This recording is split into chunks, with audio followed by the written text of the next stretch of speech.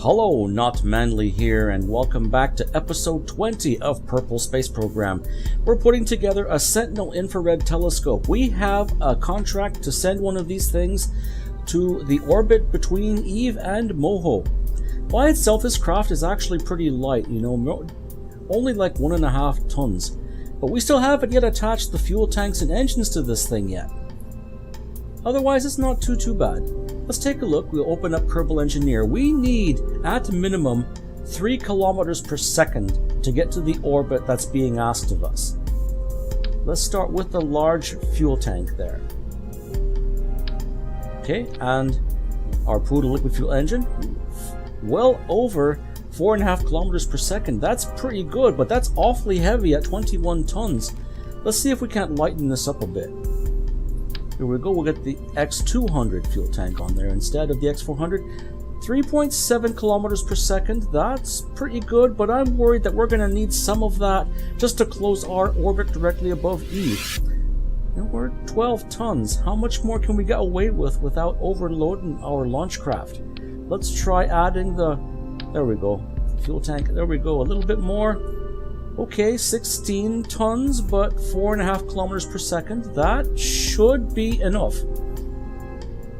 Okay, let's mate this to our Purple X that we've been sending our tourists up on. And we're going to slightly incline this. Here's a little trick that you can do if you want to rotate the entire craft.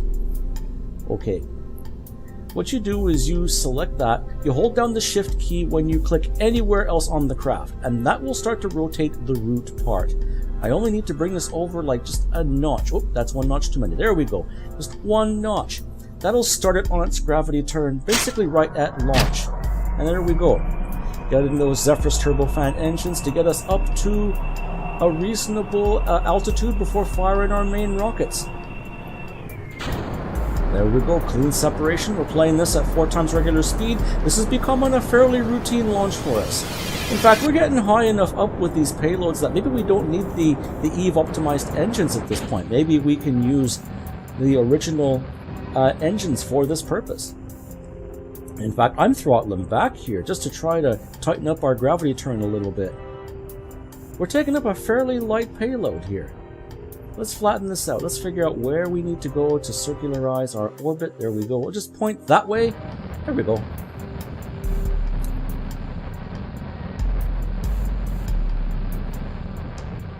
We're running out of fuel on that twin-bore engine already. There we go. See, I figured we'd need a fair bit yet to circularize. We may have 4.7 kilometers per second, but we need to use up 800 meters per second to circularize. But we do get it. We get up there and we still have about 3.5 kilometers per second there. That should be enough to get out to our solar orbit with some delta V to spare. This is the Sentinel infrared telescope. It only works in a solar orbit. We can try doing some observations, but they're not going to work. But that's okay. So let's get our orbit planned out. We need to go into an orbit that is inside the orbit of Eve to be able to look for asteroids coming in from outer areas of the system. And to go inward, we want to burn from sunrise out. That way, when we eject out of Eve's sphere of influence, we are heading slower than Eve, and so we will drop our periapsis with relation to the Sun lower than that of Eve. Let us get a little more thrust out of there. Already, that's a very high maneuver there at 1.5 kilometers per second almost. Let's move that maneuver inward, put periapsis directly behind the Sun. That should do it. Just do a little more adjustments there. That red orbit is the orbit that the contract requires our Sentinel telescope to be in. And it's going to require 1.5 kilometers to get down there, and it's going to require 1.5 kilometers to close the orbit down there. Let's just make sure we have enough delta V for this maneuver.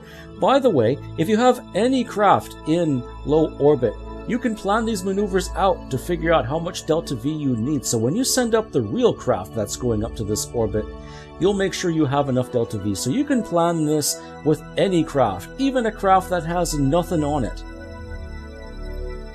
And there we go. 1.5 kilometers to get down there and 1.5 kilometers to close our orbit.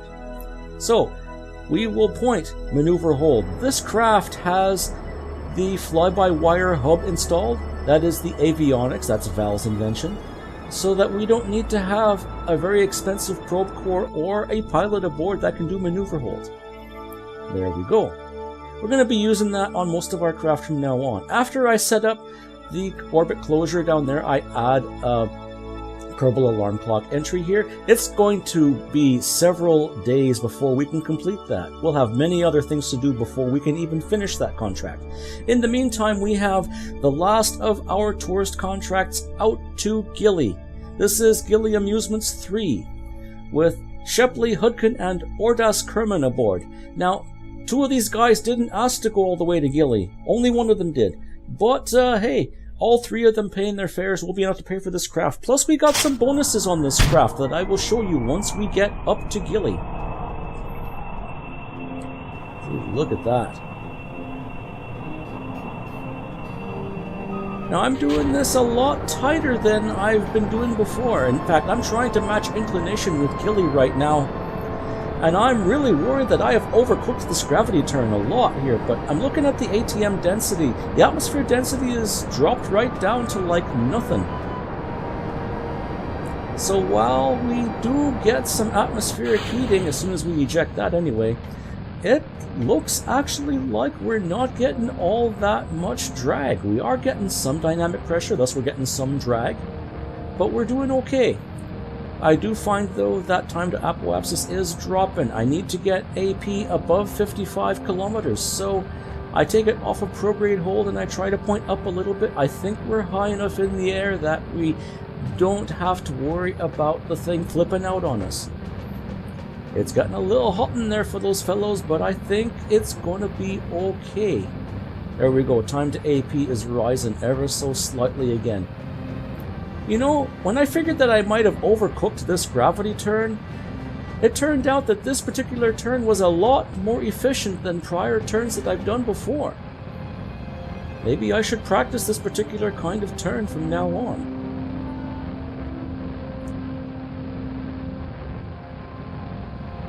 Look at that. We're still in the atmosphere. Apoapsis height is still too low, but we're going to switch to our brutal liquid fuel engine and finish that. Look at that. Ooh, time to AP is still dropping.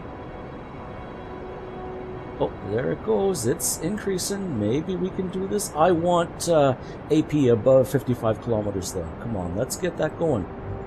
We're not having to spend that much delta V, though, to get up there, so we're not doing too bad. As long as we have 2 kilometers per second when we're done, we can still get to Gilly and back. Okay, 52. Come on. 53. Gotta get higher than that. I go prograde hold now because we've got plenty of time to AP, and we end up getting an AP of 62 kilometers. There we go. And just as we exit the atmosphere, we go maneuver hold to close our orbit, and this closure only takes like 135 meters per second. You know, again, for what I thought was an overcooked gravity turn, I think we did a pretty efficient launch here. Look at that. 2.4 kilometers per second and then some. So let's get our maneuver out to Gilly. You might notice that green orbit surrounding Gilly. That is one of the special packages we have aboard this craft. Only thing is, we gotta make sure we can get it out there. Make sure we can close our orbit around Gilly. There we go. There's that little surprise I got in there. I got that little tiny fuel tank turned off. So let's go out to Gilly. We have a contract to put a small satellite with a gravioli detector aboard in the very slow, lazy orbit around Gilly.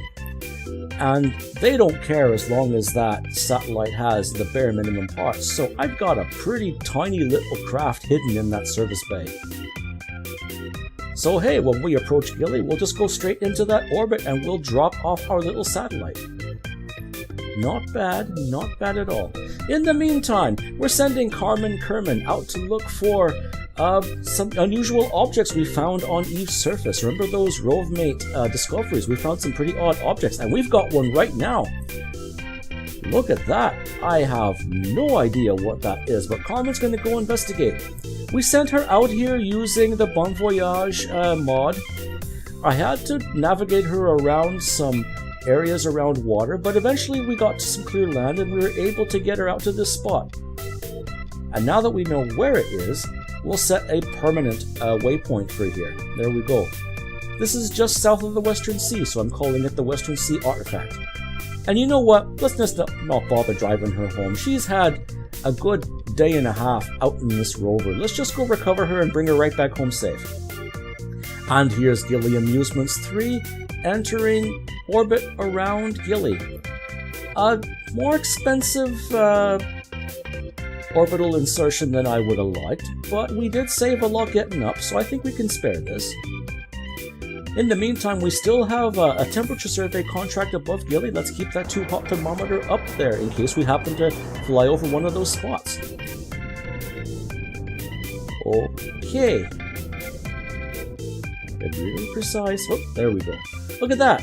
The green orbit lines disappeared because we have matched orbits. All we gotta do now is drop off our little satellite and we should be done.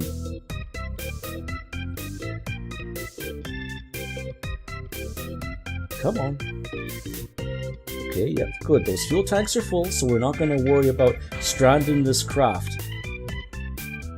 Oh, there it is, but it isn't moving. Of course, I did set the decoupler down to almost nothing. I did not want this thing just to go spitting out the door of this service bay. But we got to go in there. Uh-oh, that engine isn't firing. The staging button isn't working. Looks like we'll have to go in there. We'll have to turn that engine on by hand. Oh, that's got to get way in there. Oh, come on, get in there. There we go.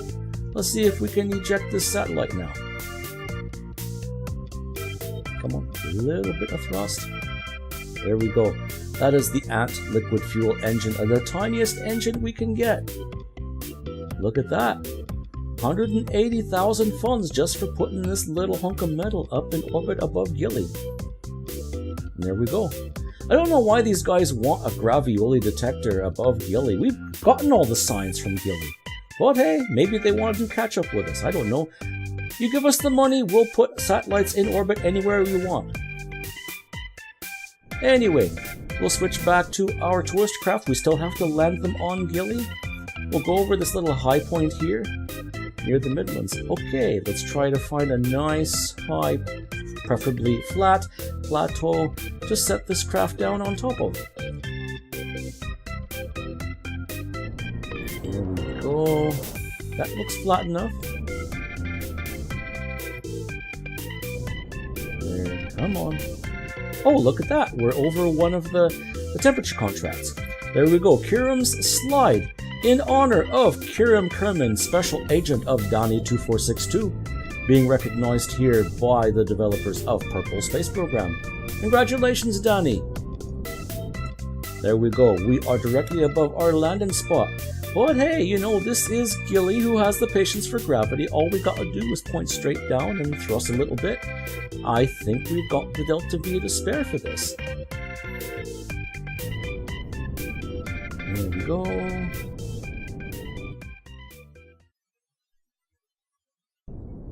Once again, another gentle touchdown on the surface of Gilly, and 3 very excited tourists. 2 of them are getting much more than their money's worth because they only asked to go to Eve orbit. They didn't ask for this. Hey, they're getting a bonus.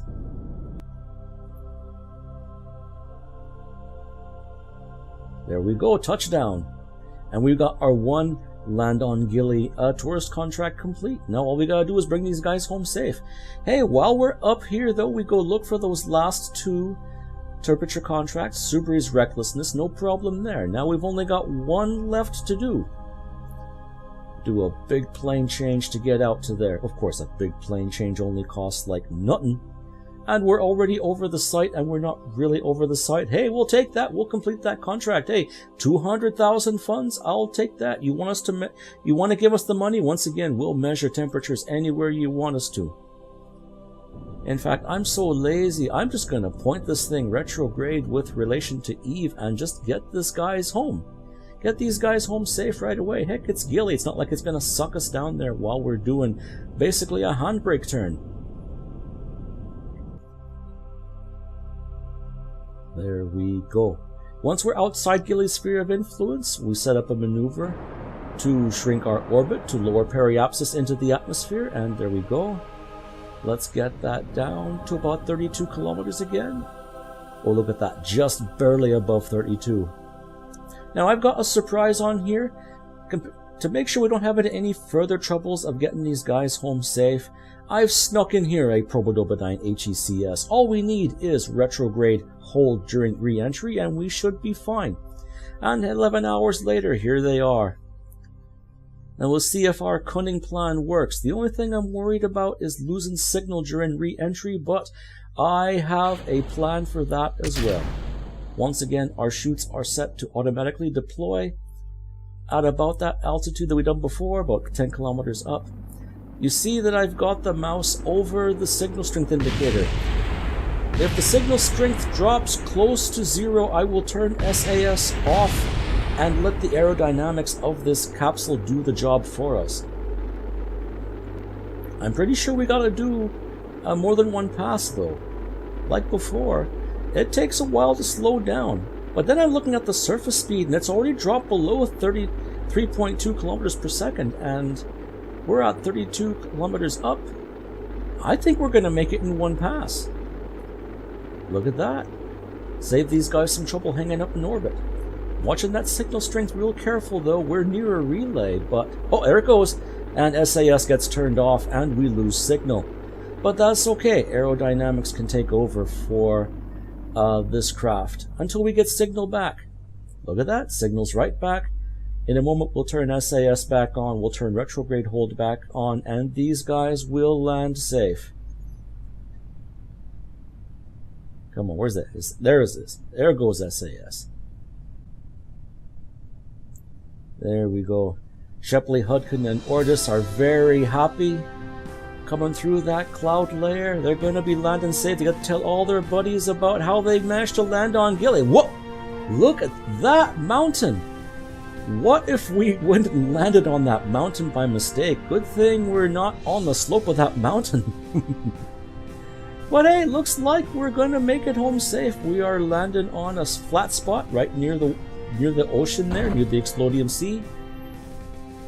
And our main parachutes open up fully. There we go, landing safe.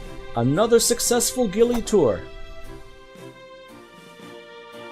Now between that and the survey contracts and other things that we got here, hey, we landed pretty close to. But between all of that, we did pretty good for ourselves there. And so hey, now we've got more than enough funds. It is time to finish upgrading the Space Center facilities. There we go. Tracking station upgrade. There we go. Where else?